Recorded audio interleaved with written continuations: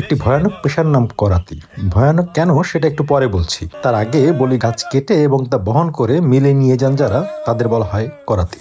এবার ভয়ানক পেশা কেন বললাম সেটা বলি। এই কাজটা করতে এসে লাশ হয়ে বাড়ি ফিরেছেন অনেকে, কেউ বা হাত পা হারিয়ে চিরতরে পঙ্গুত্ব বরণ করেছেন, হয়তো গাছ থেকে পড়ে, নয়তো কাটা গাছের ডাল পড়ে এমন দুর্ঘটনা ঘটে।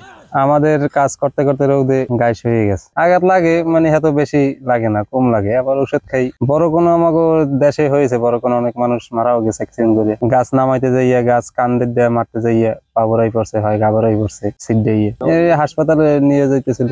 বাপদাদার প্রাচীন পেশা এখন অনেকেই ছেড়েছেন, তারপরেও প্রত্যন্ত অঞ্চলে এখনো দেখা মিলবে এদের। করাত দিয়ে গাছ কাটা, গাছ বাঁধা, ঠেলে ঠেলে খাল বা নদী পাড়ে আনা, আবার তার ট্রলারে ভরা, এটা অসম্ভব পরিশ্রমের কাজ।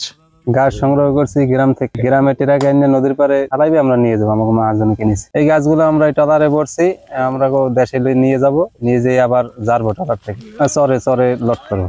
গ্রাম থেকে ধরেন এই খরচা পর গ্রাম থেকে যা কেনে তার থেকে ধরেন 50-60 টাকা পাটি পায় কেফিতে। ধরেন 1 লাখ টাকার গাছ নিলে 1020 টাকা লাভ হয়।